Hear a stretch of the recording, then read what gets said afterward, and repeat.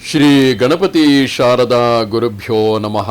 ಯತ್ರ ಯೋಗೇಶ್ವರ ಕೃಷ್ಣೋ ಯತ್ರ ಪಾರ್ಥೋ ಧನುರ್ಧರಃ ತತ್ರ ಶ್ರೀ ವಿಜಯ ಭೂತಿರ್ಧ್ರುವಾನೀತಿರ್ಮತಿರ್ಮಮ. ಶ್ರೋತೃಗಳಿಗೆ ಶ್ರೀ ಅಳಸಿಂಗರಾಚಾರ್ಯ ವಿರಚಿತ ಶ್ರೀ ವ್ಯಾಸ ಮಹರ್ಷಿ ಪ್ರಣೀತ ಶ್ರೀಮನ್ ಮಹಾಭಾರತದ ಅನುಶಾಸನಿಕ ಪರ್ವದಲ್ಲಿ ಬ್ರಾಹ್ಮಣ ಮಹಿಮೆ ಎಂಬ 70ನೆಯ ಅಧ್ಯಾಯಕ್ಕೆ ಸ್ವಾಗತ.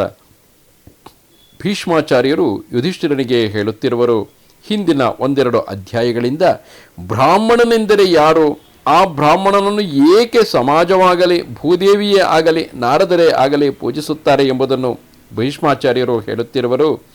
ಮುಂದುವರೆದು ಹೇಳುತ್ತಾರೆ, ಯುಧಿಷ್ಠಿರ, ಬ್ರಾಹ್ಮಣನು ಜನ್ಮದಿಂದಲೇ ಮೇಲೆನಿಸುವನು, ಎಲ್ಲರಿಗೂ ವಂದ್ಯನು, ಮನೆಯಲ್ಲಿ ಮೊದಲು ಭೋಜನ ಮಾಡಿಸಲ್ಪಡತಕ್ಕ ಅತಿಥಿಯು ಅವನೇ.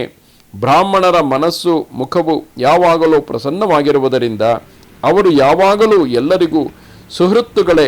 ಅವರು ಕೋಪಿಸಿಕೊಂಡರೆ ಎಲ್ಲರನ್ನೂ ಕೆಡಿಸಬಲ್ಲರು, ಅವರು ಪ್ರೀತರಾದರೆ ಶುಭವಾಕ್ಯಗಳಿಂದಲೇ ಅವರಿಗೆ ಶ್ರೇಯಸ್ಸನ್ನು ಕೊಡಿಸುವರು.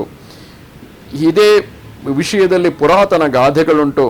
ಹಿಂದೆ ಬ್ರಹ್ಮದೇವನು ಮೊದಲು ಬ್ರಾಹ್ಮಣರನ್ನು ಸೃಷ್ಟಿಸಿ ಅವರನ್ನು ಕುರಿತು ಹೀಗೆಂದನು, ಎಲೈ ಬ್ರಾಹ್ಮಣರೇ, ನಿಮ್ಮ ಪರಗತಿಗಾಗಿ ನೀವು ಈ ಲೋಕದಲ್ಲಿ ಮಾಡಬೇಕಾದ ಕಾರ್ಯವೇನೂ ಇಲ್ಲ. ನಿಮ್ಮಿಂದ ರಕ್ಷಿಸಲ್ಪಟ್ಟ ಬ್ರಾಹ್ಮಣ್ಯವೇ ನಿಮ್ಮನ್ನು ರಕ್ಷಿಸುವುದು, ಅದರಿಂದಲೇ ನಿಮಗೆ ಮೇಲ್ಮೆ. ನೀವು ಸ್ವಕರ್ಮದಲ್ಲಿದ್ದರೆ ಅದೇ ನಿಮಗೆ ಬ್ರಹ್ಮ ತೇಜಸ್ಸನ್ನು ಕೂಡಿಸುವುದು.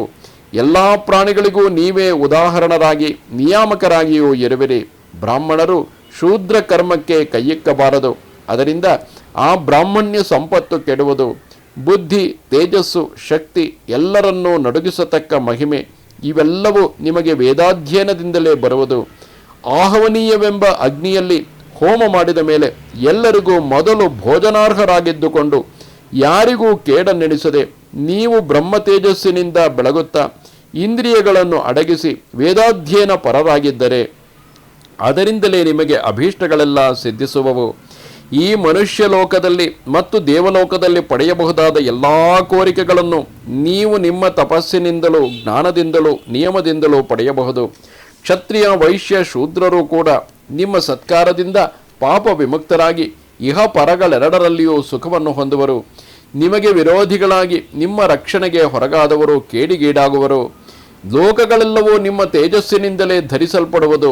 ನೀವು ತ್ರೈಲೋಕ್ಯವನ್ನು ರಕ್ಷಿಸುತ್ತೀರಿ ಎಂದು ಆ ಬ್ರಹ್ಮನು ಬ್ರಾಹ್ಮಣರ ಮೇಲಿನ ಅನುಗ್ರಹದಿಂದ ಹೇಳಿರುವನು. ತಪಸ್ವಿಯಾದ ಬ್ರಾಹ್ಮಣನ ಶಕ್ತಿಯು ರಾಜಶಕ್ತಿಗಿಂತಲೂ ಮೇಲಾದುದು. ಅವರು ತಪಸ್ಸಿನಿಂದ ಇತರರಿಗೆ ನಿಗ್ರಹಿಸಲು ಸಾಧ್ಯರು, ಪ್ರಚಂಡರು. ಯಾವ ಕಾರ್ಯವನ್ನಾದರೂ ಕ್ಷಣ ಮಾತ್ರದಲ್ಲಿ ಮುಗಿಸಬಲ್ಲವರು. ಅವರಲ್ಲಿ ಕೆಲವರು ಸಿಂಹಕ್ಕೂ ಕೆಲವರು ಹುಲಿಗೂ ಸಮಾನರು. ಹಾಗೆಯೇ ವರಾಹಗಳು, ಮೃಗಗಳು, ಆನೆಗಳು ಇವುಗಳಂತೆಯೂ ಕಾಣುವರು. ಸರ್ಪದಂತೆಯೂ ಮೊಸಳೆಗಳಂತೆಯೂ ಹಿಡಿಯಬಲ್ಲವರು ಕೆಲವರು. ಕೆಲವರು ಮಾತಿನಿಂದಲೂ ಕೆಲವರು ಕಣ್ಣಿನಿಂದಲೂ ಕೊಲ್ಲಬಲ್ಲವರು. ಅತಿ ಸಾಧುಗಳಾಗಿ ಜಡರಂತೆ ತೋರುವವರು ಕೆಲವರುಂಟು. ಕೆಲವರು ವಿಷಸರ್ಪದಂತೆ ಕ್ರೂರರಾಗಿಯೂ ಇರುವರು. ಅವರ ಚರಿತ್ರಗಳು ವಿಚಿತ್ರಗಳಾಗಿರುವವು.